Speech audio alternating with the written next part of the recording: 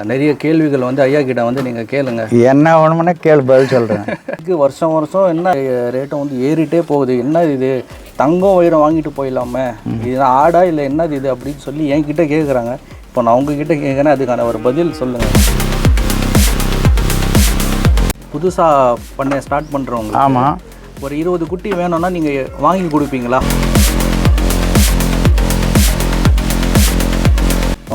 குட்டியை வந்து எப்படி பார்க்கணும், எத்தனை மாதம் குட்டி வாங்கணும், என்ன ரேட்டில் வந்து குட்டி எடுக்கணும்? இப்போது நெல்லூர் ஜுடிபி குட்டி வந்து எது ஒரிஜினலு? செலெக்ஷன்ன்றது நம்ம க்ளீனாக எடுத்து அது வளர்க்கணும். பக்ரீத் காடு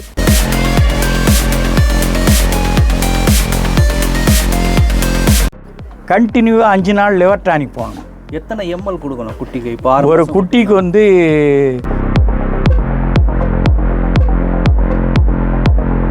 நீங்கள் எங்கே குட்டி வாங்குறீங்க, எந்த சம்சாரிக்கிட்ட வாங்குறீங்க, அவங்களோட நம்பர் கொடுக்க முடியுமா?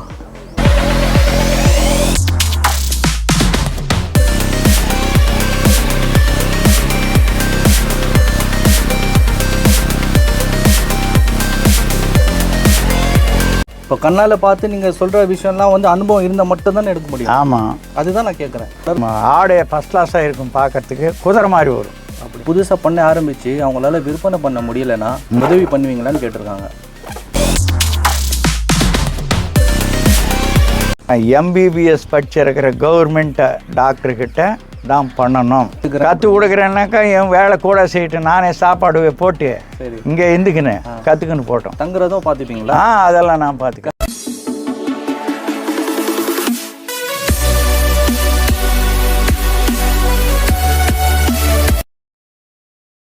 ஐயா வணக்கம்.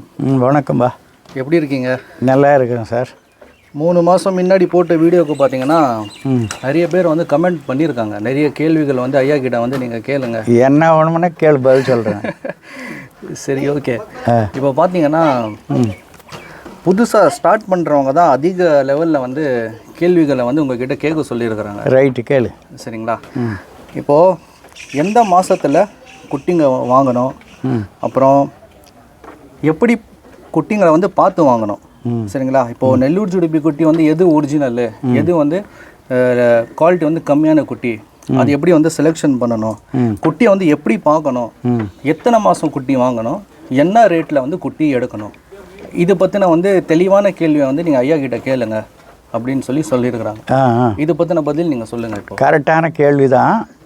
அது எப்படி பண்ணணுன்னாக்கா, காலு கை நல்லா கனமாக இருக்கணும். அந்த முடி வந்து ஷோவில் இருக்கணும். பின்னாடி பேக்கில் பார்த்தா கூட அந்த முடி இருக்கணும். கழுத்து பட்டை நல்லா கனமாக இருக்கணும். அதாவது வந்து நீட்டு நல்லா இருக்கணும். காது எல்லாமே மூஞ்சி களை நல்லா இருக்கணும். அப்போ தான் அது வளர்த்தாக்கா நல்லா விருப்பம் போல் அவங்க விருப்பட்டு நம்மக்கிட்ட வாங்குவாங்க. இதுதான் மெயின். அதாவது எப்படின்னாக்கா, நம்ம 16, 18, 20 வயசு, 18லேருந்து 21 வயசுக்கு மிலிட்ரி செலெக்ஷன் பண்ணுறோம் பாரு. சரி, அந்த லெவலுக்கு 6 மாதத்துலேருந்து இப்போ 9 மாதம் குட்டி வரைக்கும் நம்ம எடுத்தோம்னாக்கா கரெக்டாக அந்த மெஷர்மெண்ட்டு தெரியும் நம்மளுக்கு. ஓகே. இப்போது நீங்கள் என்ன சொல்கிறீங்கன்னாக்கா, மிலிட்ரிக்கு ஆள் வந்து பார்த்தீங்கன்னாக்கா வந்து 10 வயசில் செலெக்ஷன் பண்ண 18லேருந்து 21 வயசுக்கு தான் எடுப்பாங்க. அதுதான் அவன் கரெக்ட் மெஷர்மெண்ட். அவன் என்ன நினைக்கிறான்னா அது வரும். சரி, அந்த மாதிரி வந்து கொம்பு லேசாக முழிச்சு அந்த காலு கை தடம் உடம்பு முடியெல்லாம் பார்த்தோம்னாக்கா அந்த மாதிரி எடுத்தோம்னாக்கா கரெக்டாக நம்ம நினச்ச மாதிரி வரும் குட்டி. சரி, ஓகே.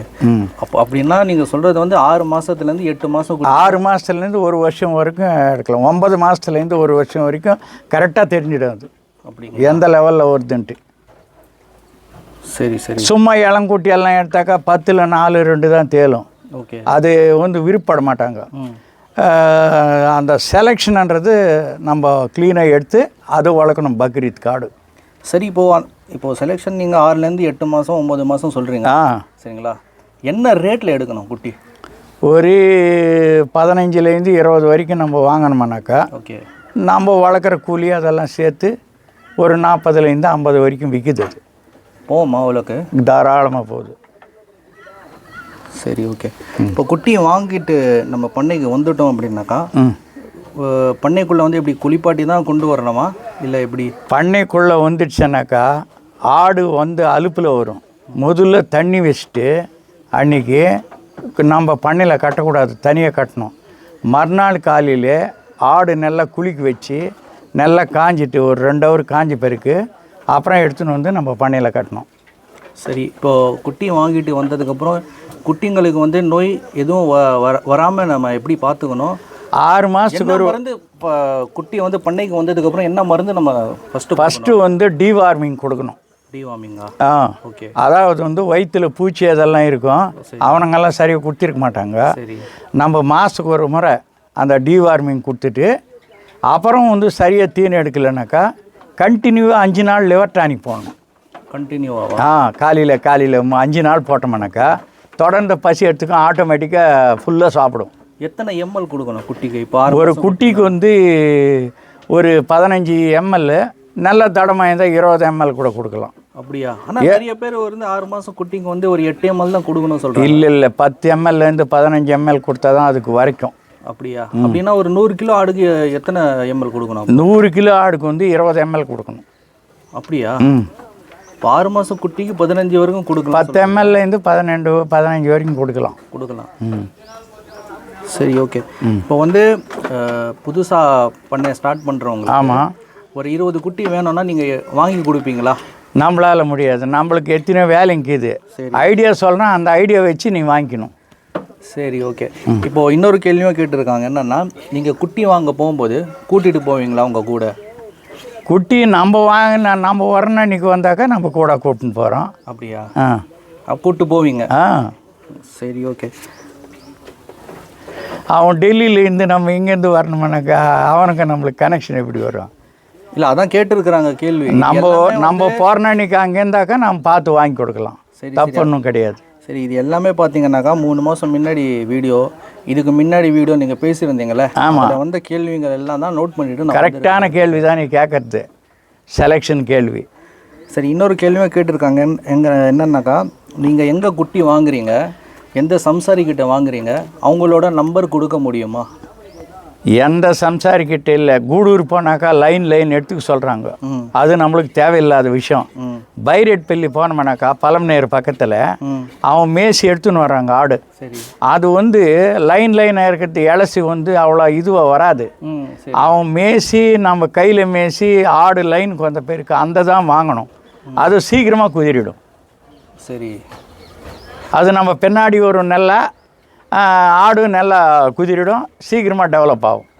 சரி, இப்போ நீங்கள் சொல்கிறதெல்லாம் பார்த்தீங்கன்னாக்கா அனுபவம் உள்ள ஆளால் மட்டும்தான் பண்ண முடியும். ஆமாம், புதுசாக அவங்களுக்கு வந்து அனுபவமே இருக்காது, அவங்க எப்படி குட்டி எடுக்கிறது?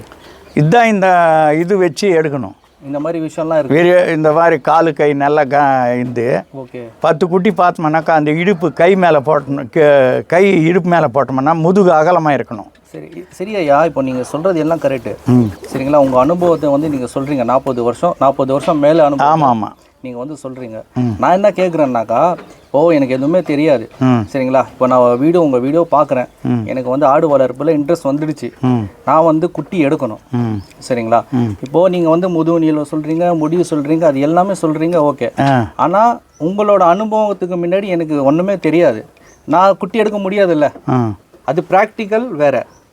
இப்போ கண்ணால் பார்த்து நீங்கள் சொல்கிற விஷயம்லாம் வந்து அனுபவம் இருந்தால் மட்டும்தானே எடுக்க முடியும். ஆமாம், அதுதான் நான் கேட்குறேன். அப்போ அனுபவம் இல்லாத என்ன பண்ணணுன்னாக்கா அது எப்படி தெரிஞ்சுக்கிறதுன்னு கேட்குறேன். இப்போ வந்து யாருன்னா நல்ல குட்டிங்க வச்சுருந்தாக்கா அவங்கக்கிட்ட செலெக்ஷன் பண்ணி ₹1 மிச்சமாக இருந்தால் கூட அவங்கக்கிட்ட வாங்கின்னு போடணும். ஓ, சரி சரி. ஆனால் அப்படி பண்ணும்போது அவங்க விற்பனை பண்ணும்போது அவங்களுக்கு கஷ்டமாக இருக்கும்ல. என்ன விற்பனை பண்ணுறது? இப்போது நீங்கள் ₹4 ஜாஸ்தியாக இருந்தால் கூட குட்டி எடுத்துக்கணும்னு சொல்கிறீங்க. ஆமாம். இப்போ ₹4 ஜாஸ்தியாக கொடுத்து எடுத்துட்டு அவங்களுக்கு விற்பனை பண்ணும்போது கஷ்டமாக இருந்ததுன்னா இன்னும் கஷ்டம் வராது. காரணம் என்னன்னாக்கா, அந்த நான் சொல்கிற கண்டிஷனில் எடுத்தாக்கா வேறு குட்டிங்கெல்லாம் 6 வருஷம் மேய்ச்சாக்கா இது 6 மாதத்தில் அந்த அளவுக்கு வந்துடும். சரி, அந்த காலு கை கனம் உடம்பு அந்த இது வந்து 6 மாதத்தில் எழும்பிடும். ஒரு ₹4 ஜாஸ்தியாக போட்டு வாங்கினா கூட பரவாயில்ல, ஆனால் சொத்து நல்லா இருக்கணும், நல்ல தரமான பொருளாக இருக்கணும். சரி, ஓகே, கரெக்டையா? ஓகே. இப்போ பார்த்தீங்கன்னா நீங்கள் இந்த கீழே ஆடுங்களுக்கு பேலட்ஸ் போட்டிருக்கீங்களே, ஆமாம், அது என்ன கட்டையில் போட்டிருக்கீங்கன்னு கேட்டுருக்காங்க. பைலட் வந்து நான் போட்டி இருக்கிறது வந்து இதில் போட்டி இருக்கிறேன், நம்ம காட்டோல மரம். காட்டோலை மரமா? இந்த லாரிக்கு பாடிக்கு தைக்கிறாங்க பாரு, ஓ சரி ஓகே. அதுக்காண்டி போட்டோம்னாக்கா சில வருஷம் அதிகமாக இருக்கும். சரி. ஏன்னாக்கா இப்போ லாரி வந்து மழையில் வெயிலில் இருக்குது இல்லவா, அப்போ கூட போகாத இருக்கிற கட்டை அந்த காட்டோலம் தான். சரி, இது எப்படி பண்ணுறதுன்னு கேட்டிருக்காங்க. இப்போ 4-2 இன்ச்சு அறுத்துக்கணும். அதில் வந்து 1:3 சைஸு. சரி. 2 இன்ச்சு தான் இந்த கணம், இந்த 1:3. இந்த 1:3ன்றது அகலம். ஓகே. நீட்டு வந்து 4-2 இருக்கணும். 4-2 வச்சுக்கணுமானாக்கா லாஸ்ட்டில் அவன் தச்சிட்டு பிறகு இந்த லாஸ்ட்டு அந்த லாஸ்ட்டு லைனை கட் பண்ணுவான். அப்போ அந்த 2 இன்ச்சு எகிரிடும். சரி. பொசிஷன் வந்து ஒரே 4 இன்ச்சில் கரெக்டாக இருக்கும். ஆடை நிற்கிறதுக்கும் இருக்கும், வேஸ்டேஜ் இடம் போகாது. அப்படின்னா நீங்கள் சொல்கிற மாதிரி பண்ணோன்னாக்கா ஒரு பேலட்டில் வந்து எத்தனை ஆட்டை நிப்பாட்டலாம்? ஒன்று தானே? ஒன்று தான். ஒரு ஆட்டில் ஒன்று இதில் ஒன்று தான். ஒரு பேலட் செய்கிறதுக்கு எவ்வளோ செலவாகும்னு கேட்டிருக்காங்க. என்ன செலவாகுது அது குறைஞ்சபட்சம் அது கொம்பு இடத்த பொறுத்து ஒரு 300லேருந்து 400 ரூபா ஆகும். அப்படிங்களா ஒரு பேலட்டுக்கு? அதாவது தைல மரத்தில் கூட அர்த்தம் செய்யலாம். தைல மரத்தில் நல்லா இருக்கும். உங்ககிட்ட இப்போது கேட்டாங்கன்னா இந்த கட்டை எதனா ரெடி பண்ணி? நம்மளால முடியாது. ஆச்சேரி வேணுமானா நம்ம சொல்லி அனுப்பலாம். ஆச்சாரி மட்டும் அவன் வந்தாக்கா பைலட் அடிச்சுட்டு அவன் ஏதோ கூலி வாங்கிக்கின்னு செஞ்சு கொடுத்துருவான். சரி ஓகே. இப்போ மெயினான விஷயம் என்னென்னா தீவனத்தை பற்றி தான் எல்லாரும் கமெண்ட் பண்ணுறாங்க. சொல்லு. சரிங்களா?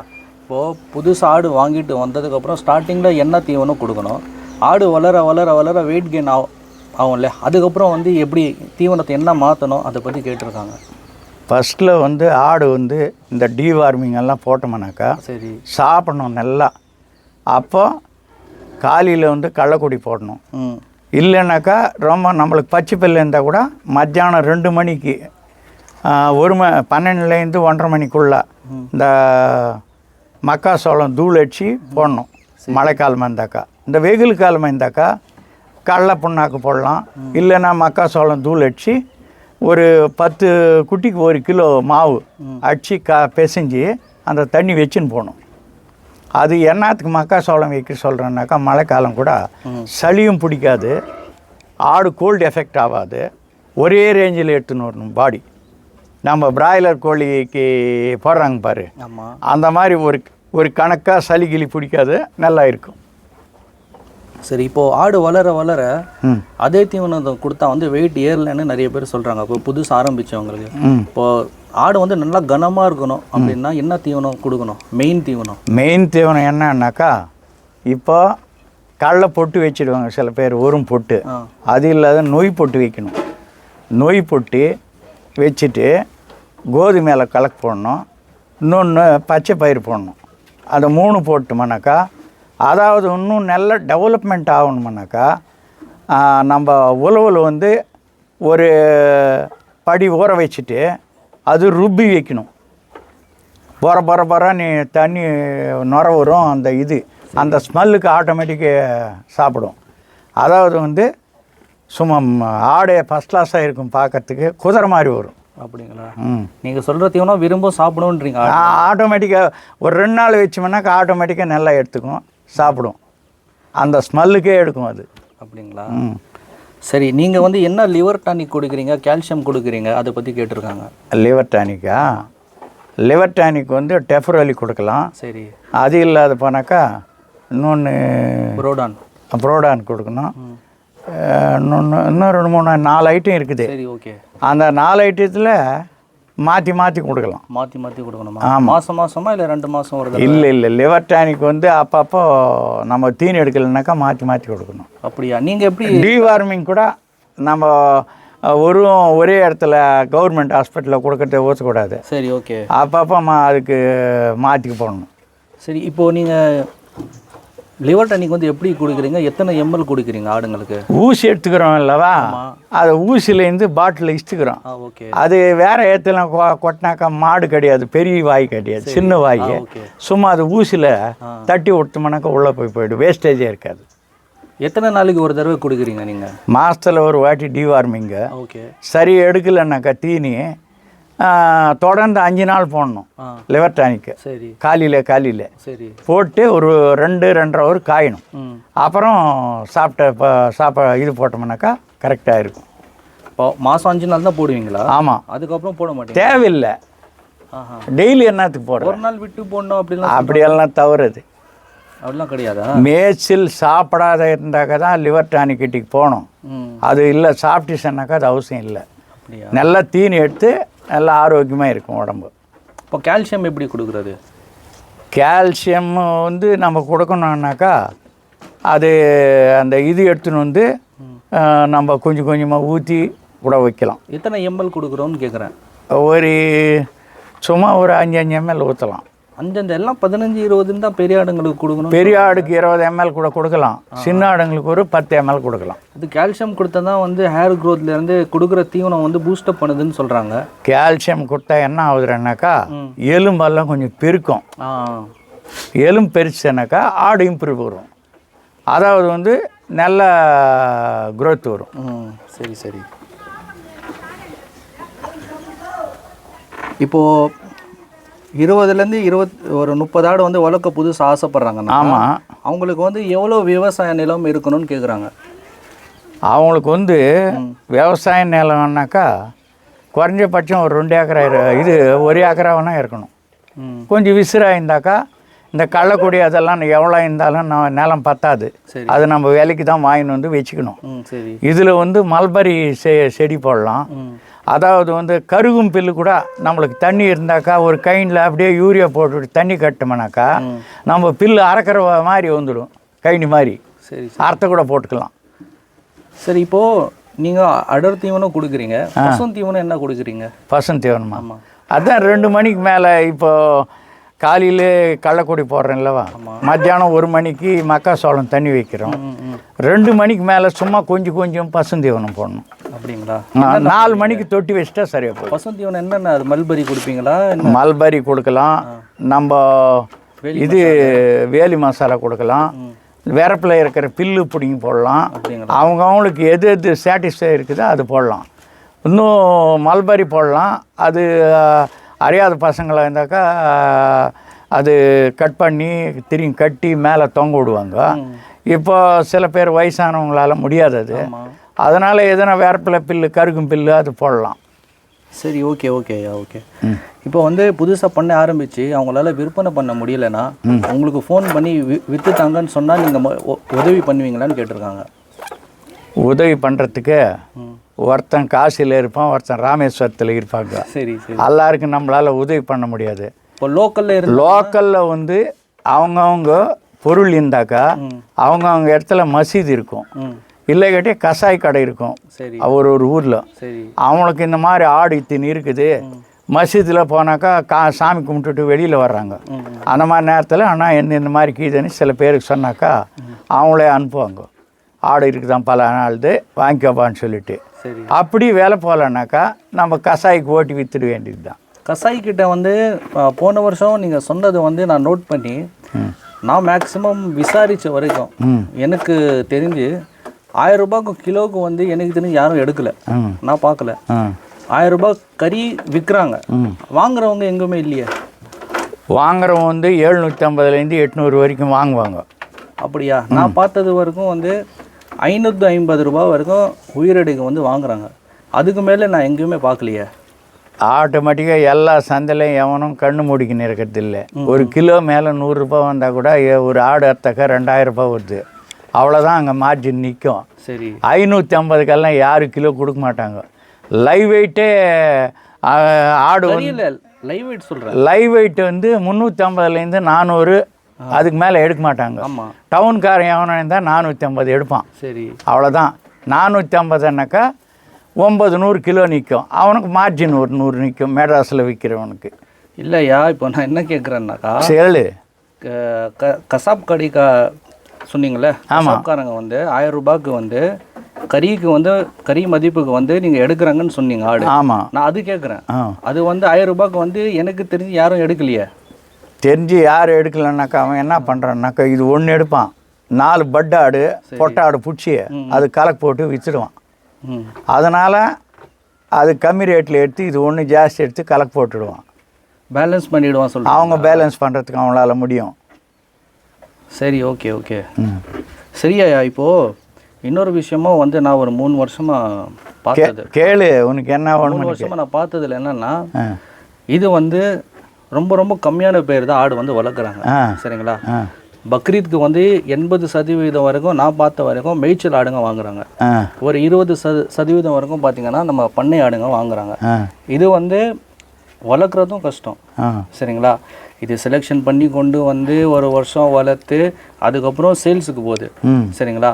வாங்குறவங்களுக்கும் பார்த்தீங்கன்னாக்கா அப்பர் மிடில் கிளாஸ், இல்லைன்னாக்கா நம்ம நண்பரே இருக்கார், இப்போது பக்கத்தில் இருக்கார், அவரும் வந்து 2 வருஷமாக நம்ம கூட கடை எடுக்கிறாரு.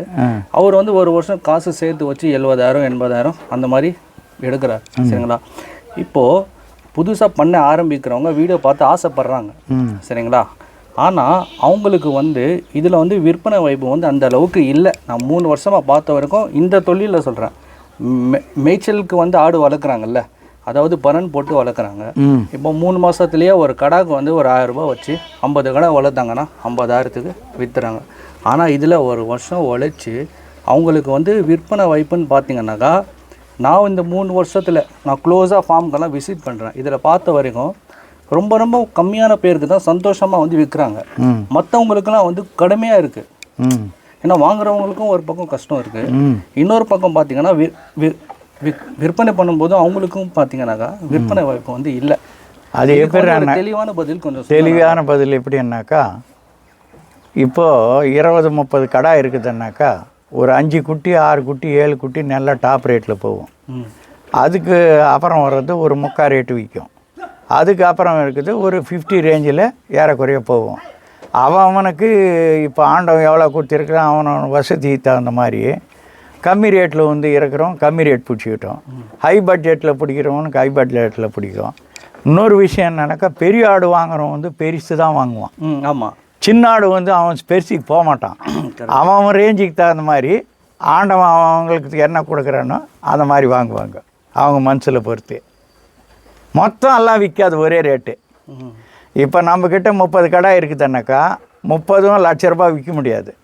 4 குட்டியோ 5 குட்டியோ 7 குட்டியோ விற்கும். அப்புறம் வந்து 60-70க்கு விற்கும். அப்புறம் 50க்கு விற்கும். அதில் கல்ச்சரில் வந்து 40 வரைக்கும் விற்கும். அந்த மாதிரி அந்த ஸ்டெப் பை ஸ்டெப்பு தான் போகும். நீ எப்படி வளர்த்த நம்ம கையில் வந்து 5 விரல் இருக்குதுன்னாக்கா 5 ஒரு சமமாக இருக்காது. ஆடு வந்து 15 நாளுக்கு ஒரு முறை கண்டினியூவாக கலவணும். சரி. அது இல்லாத நெல்லை வந்து அந்த முடி உதிராத இருக்கிறதுக்கு தொட்டியில் வந்து உப்பு போடக்கூடாது. மெயினாக தீனி நெல்லை வைக்கணும். இந்த மாதிரி வளர்த்து நல்லா கழுவி அப்பப்போ சுத்தம் பண்ணியிருந்தாக்கா ஆடு நல்லா இம்ப்ரூவ் வரும், நல்லா இருக்கும். பிடிச்சின்னு வந்து 6 மாதம் கூட கலவாது இருந்தாக்கா அவனுக்கு எப்படி ரெடி ஆகும்? அதுவும் கரெக்ட். இன்னொரு விஷயமும் இருக்குது, நல்ல தரம் இல்லாத குட்டி வாங்கிட்டு வந்தாலும் அவங்களுக்கு அது வேஸ்ட்டு, அது லைனுக்கு வராது. சரி சரி, அதுதான் அதை பற்றி தான் இப்போ நான் கேள்வியை வந்து ரொம்ப டீப்பாக கேட்டுட்டு. கரெக்டு நீ கேட்குறது. நல்லா ஜாதி குட்டி, காலு கை நல்லா முடி இருக்கணும், தலைவாக்கு நல்லா இருக்கணும், எல்லாமே நல்லா இருந்தால் தான் வாங்குவாங்க. சும்மா ஏதோ ஒன்று இருந்தாக்கா அது விருப்பப்பட்டு எப்படி வாங்குவாங்க? அழகான பொருளை தயார் பண்ணணும், அதுதான் மெயின். சரி சரி, ஓகே ஓகே ஐயா. நிறைய கேள்விகள் கேட்டிருந்தேன், நிறைய பதில்கள் வந்து உங்கள் தரப்புலேருந்து நீங்கள் சொல்லியிருக்கீங்க. இப்போ ஃபைனலாக ஒரே ஒரு கேள்வி கேட்குறேன். இது வந்து நான் எங்கே போனாலும் என்கிட்ட கேட்குற கேள்வி. கேளு. ரேட்டு எதுக்கு வருஷம் வருஷம் என்ன ஏற்றிட்டு ஒவ்வொரு ஆடு ரேட்டும் வந்து ஏறிட்டே போகுது? என்ன இது, தங்கம் உயரம் வாங்கிட்டு போயிடலாமே, இது ஆடா இல்லை என்னது இது அப்படின்னு சொல்லி என்கிட்ட கேட்குறாங்க. இப்போ நான் உங்ககிட்ட கேட்குறேன், அதுக்கான ஒரு பதில் சொல்லுங்கள். அதுக்கு எப்படின்னாக்கா, இப்போ இத்தனை நாள் கூலி வந்து 300-400 ரூபாய்ச்சு ஒரு ஆளுக்கு. விவசாயம் பண்ணுறவங்க வந்து இப்போ உரம் விலை ஜாஸ்தி ஆயிடுச்சு, கூலி ஆள் விலை ஜாஸ்தி ஆயிடுச்சு. அதனால் கள்ளக்கொடி கூட நம்ம வாங்குறோம் இல்லவா, அவங்கக்கிட்ட முன்ன லோடு வந்து 10,000க்கு கொடுத்துன்னு இருந்தாங்க டிராக்டர் லோடு. இப்போ எல்லாம் 15லேருந்து 17 வரைக்கும் கேட்குறாங்க ஒரு டிராக்டர் லோடுக்கு. அது மெயின் ஒன்று. ரெண்டாவது வந்து தீவனம் வந்து இந்த நம்ம தொட்டி வைக்கிற தீவனம், இந்த இத்தனை நாள் கள்ள நோய் அதெல்லாம் வந்து 900, 700, 1000 ரூபாய்க்கு வரைக்கும்ச்சு. இப்போ 1400 1500 ஆகுது. இதுவெல்லாம் வச்சு செய்கிறதுனால அதெல்லாம் ரேட்டு ஏறதுனால இது கன்ஃபார்மாக ரேட்டு விற்று தான் ஆகணும். அதனால்தான் 2-2.5 வருஷத்துக்கு முன்னால் 700 இருந்துச்சு கறி, இப்போ 800 850 போய் நிற்கிது. ஒவ்வொரு இடத்துல ஒவ்வொரு மாதிரி. சென்னையில் 1000 ரூபா போய் நிற்கிது. இந்த மாதிரி இருக்குது. அந்த ரேட்டு அவங்களெல்லாம் கூட வாங்குறதுனால ஆடு குட்டி கூட விலை ஜாஸ்தி. இப்போ முன்ன மாதிரி இல்லை. இதுவெல்லாம் மூணும் கலந்து யோசனை பண்ணாக்கா ஒரு குட்டி மேலே பக்ரீத்துக்கு ஒரு 3000லேருந்து 5000 வரைக்கும் இம்ப்ரூவ் ஆகிருக்கும். புரியுதா? அது எதனால் விலை அதிகமாக சொல்கிறாங்களான்னு சொல்லிட்டு அதான் கேட்குறாங்க. நான் தான் உங்ககிட்ட கேட்குறேன். கரெக்டான பேச்சு தான் அது. அதுக்கு அவங்களுக்கு விலாவரி தெரியும். இந்த கள்ள நோய், கோதுமை இலை, பச்சை பயிறு இதெல்லாம் முன்ன வந்து கோதுமை இலை வந்து 600-700 இருந்துச்சு. இப்போ 1000 ரூபா மூட்டை. அதாவது வந்து கள்ள நோய் வந்து முன்ன 900 அப்படின்ச்சு. இப்போ 1400 350. கேட்டு ஓப்பன் மார்க்கெட்டு தான் இது. ஒன்றும் ஸ்மகுல்டிங் கிடையாது. அது விலைக்கு வாங்கி போட்டு நம்ம செய்கிறதுனால அதாவது கொஞ்சம் ஏறதுனால நம்ம ஆடு வேலை கூட கொஞ்சம் ஏற்றி தான் ஆகணும். சரி, குறையறதுக்கு ஃப்யூச்சரில் எதனா வாய்ப்பு இருக்கா? குறையறதுக்கு வாய்ப்பே இல்லை. கறி வேலை குறையாது. ஆடு துண்டுறவனும் எவனும் கம்மி, எல்லாம் வளர்க்குற ஆள் தான் கம்மியாக நிற்கிது. காரணம் என்னன்னாக்கா, இப்போ நம்ம பெரியவங்க காலத்துலேருந்து அன்றைக்கி எஸ்எல்சி படிச்சுட்டு நான் வேலைக்கு போவதை இந்த வேலை செஞ்சு நிற்கிறேன். இப்போல்லாம் ஆடு மேய்க்கிறவன் பையன், மாடு மேய்க்கிறவன் பையன் சாஃப்ட்வேர் இன்ஜினியர் இருக்கிறான். அவன் 1,20,000 1,10,000 வாங்குகிறான். அவனுக்கு தேவையானதை வாங்கி சாப்பிட்டு போய் நிற்கிறான். அந்த மாதிரி ஆடு வளர்க்குற ஆள் குறைச்சினே வர்றாங்க. ஆமாம். துண்டுற ஆள் ஜாஸ்தி ஆகின்னு வர்றாங்க.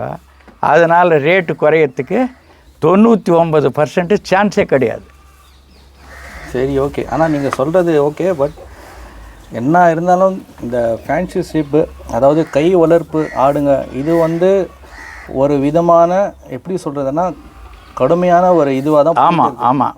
வாங்குறவங்களுக்கும் சரி, விற்பனை பண்ணுறவங்களுக்கும் சரி, 2 பேருக்குமே வந்து ஒரு சலசலப்பு வந்து இருக்குது. நான் பார்த்துட்டு இருக்கேன். ஒரு 3 வருஷமாக நான் க்ளோஸாக வாட்ச் பண்ணது, அதை பற்றி தான் டீட்டெயிலாக கேட்டிருக்கோங்க கிட்ட. மற்றவங்களுக்கு சில பேர் புரியாது, இது அவங்களுக்கு சொல்லவும் முடியாது. நம்ம வாங்குகிறோம், நானே கூட இந்த மெயின்டைன் பண்ணுறதுனால எனக்கு மொத்தம் டீட்டெயில் தெரியும். இன்னும் எதனா டவுட்டாக இருந்தால் கூட கேளு. இன்னும் நிறைய கேள்வி இருக்குயா. இந்த வீடியோ வந்து ஒரு 2 ஹவர் 3 ஹவருக்கு போவோம்.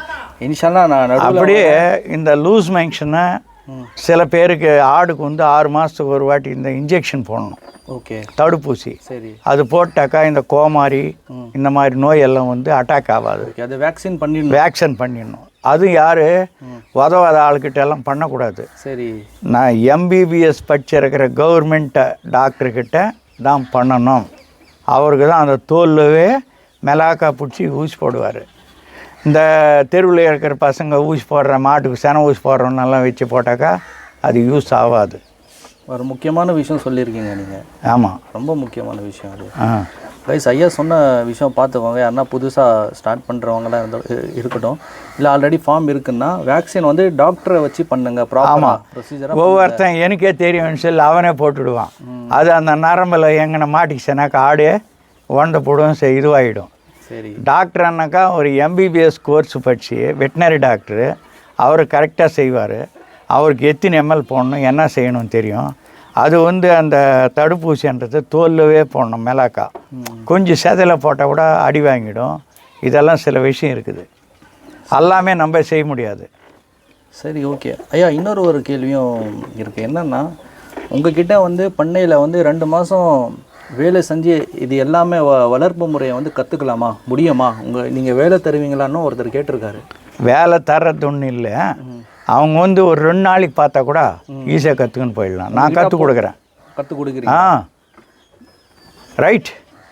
நான் கற்றுக் கொடுக்குறேன். ஃபோன் பண்ணி யாருக்குன்னா வந்து நான் 2 நாள் இங்கே தங்கி கற்றுக் கொடுக்குறேன்னாக்கா என் வேலை கூட செய்யிட்டு நானே சாப்பாடு போட்டு சரி இங்கே இருந்துக்கின்னு கற்றுக்குன்னு போட்டோம். தங்குறதும் பார்த்துப்பீங்களா? அதெல்லாம் நான் பார்த்துக்கேன். கைஸ், எவ்வளோ பெரிய விஷயத்த வந்து ஐயா சொல்லியிருக்காரு பாருங்க. யூஸ் பண்ணிக்கோங்க.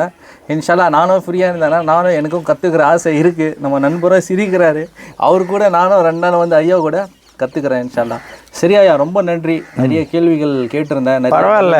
சொல்லியிருந்தீங்க. இப்போ பின்னால் வர்ற ஜென்ரேஷன் வந்து இது கற்றுக்கினாக்கா நம்ம இன்றைக்கி இருக்கிற நாளைக்கு போயிடுறோம், அவங்களெல்லாம் வச்சுக்கின்னு யூஸ் பண்ணிக்கின்னு பொழிப்பாங்க. அதனால் நான் இவ்வளோ டீட்டெயிலாக மொத்தம் சொல்கிறேன். சரியா, நான் இன்னொரு கேள்வியும் கேட்குறேன். கேளு. ஒரு சில பண்ணைக்காரங்க, நான் எல்லாரும் சொல்லலை, அவங்க வந்து டீட்டெயில் வந்து சொல்ல மாட்டாங்க. ஏன்னா கற்றுக்கிட்டு வேறு யாரா ஸ்டார்ட் பண்ணிட்டா அவங்கெல்லாம் எல்லாரும் சொல்ல மாட்டாங்க. ஆனால் நீங்கள் தைரியமாக சொல்கிறீங்களே. நான் வந்து போல்டாக சொல்கிறேன், இப்படி இருக்குது இப்படி இருக்குன்னு. சொந்த தொழில் நானே சின்ன வயசுலேருந்து இது பண்ணுறதுனால கிளியராக நான் சொல்கிறேன். மற்றவனெல்லாம் இது சொல்ல மாட்டான், அது உனக்கு அது பற்றி தெரியாது போப்பான்னு சொல்லிவிடுவோம். அப்படி கிடையாது. நம்மளை தொட்டு 4 பேர் பிழைக்கணும். பின்னால் வர ஜென்ரேஷனை நம்மளை இது பார்த்து செய்யணும் அவங்க. சரியா, ரொம்ப நன்றி. இதுக்கப்புறம் அடுத்த வருஷம் இல்லைன்னா நடுவில் கூட வந்து என்ன இந்த வீடியோவில் வந்து கமெண்ட் பண்ணுங்கள் ஐயா கிட்ட, நெக்ஸ்ட் என்ன கேள்விகள் கேட்கணும்னு சொல்லி. இன்ஷால்லா நெக்ஸ்ட் வீடியோவில் சந்திக்கலாம். அஸ்ஸலாமு அலைக்கும். நன்றி ஐயா. ரொம்ப தேங்க்ஸ் பாய்.